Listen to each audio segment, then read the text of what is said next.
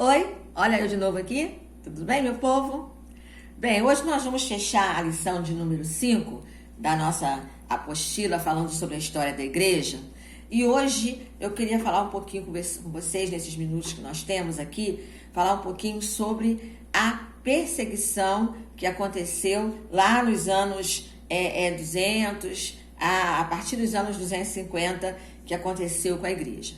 Bem, nós falamos semana passada que havia perseguição política, religiosa, econômica e social. Lembra?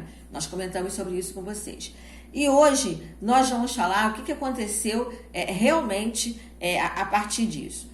As perseguições, elas começaram a se tornar ferrenhas. As perseguições começaram a se tornar realmente algo insuportável. A ponto de que levar os cristãos para a morte. Né? Então, existiam lá as arenas onde levavam os cristãos. Isso já estava acontecendo quando Nero,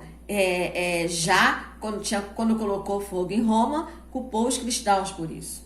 Né? O próprio Nero já estava começando a perseguição. Foi a mando de Nero que o apóstolo Paulo morreu. Né? E foi a mando de Nero que ele acabou culpando os cristãos pelo incêndio em Roma que ele mesmo provocou.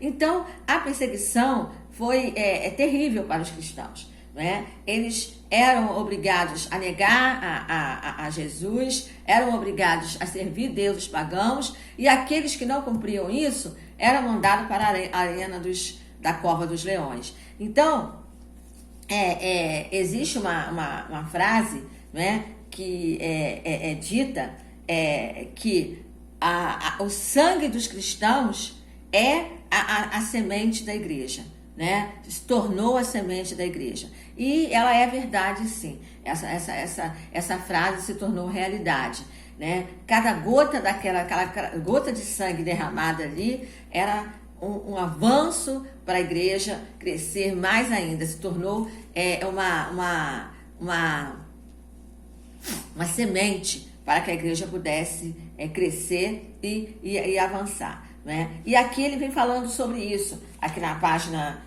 51 e 54, ele vem falando sobre isso, né? Que Diocleciano foi um dos que perseguiram a igreja, né? E até mesmo destruiu parte das escrituras, né? Botou fogo em boa parte lá do acervo do Antigo Testamento e obrigava mesmo os cristãos a adorar outros deuses, né? Então,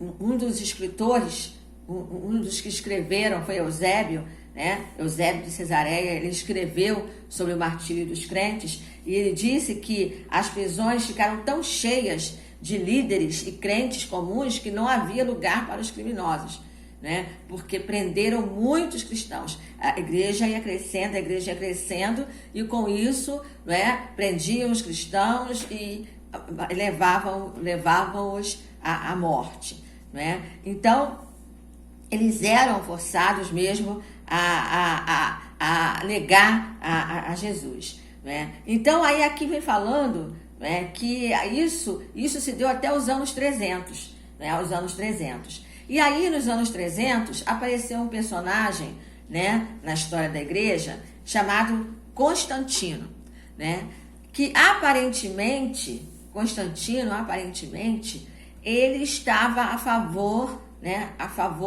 dos cristãos. Então, parece que nessa época, né, teve uma aparência de calmaria para os cristãos, porque como ele era o que estava no governo da época, né? Então ele deu essa certa paz para os cristãos. Mas a história não é bem assim, né? Quando a gente estuda um pouquinho sobre a história de Constantino, a gente vai perceber que ele era um governante, né, que adorava a Deus, mas que a coisa não era bem assim. Ele tinha uma personalidade dúbia, né? Assim que as pessoas falam, né? Então, eu gostaria de deixar aqui com vocês um desafio, né? Para que você pesquise sobre a história de Constantino. Quem foi Constantino?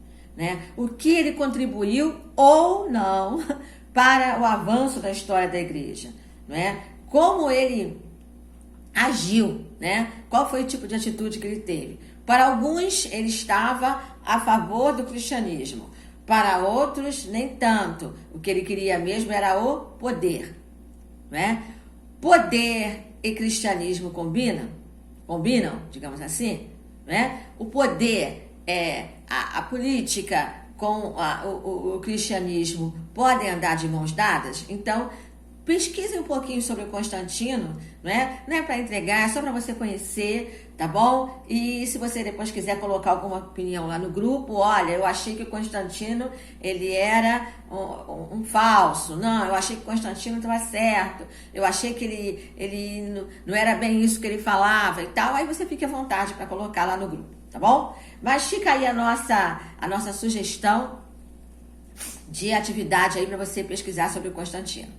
Tá? Então, na próxima aula, nós vamos continuar falando sobre a perseguição e as doutrinas falsas que ameaçam a igreja. Tá bom, gente?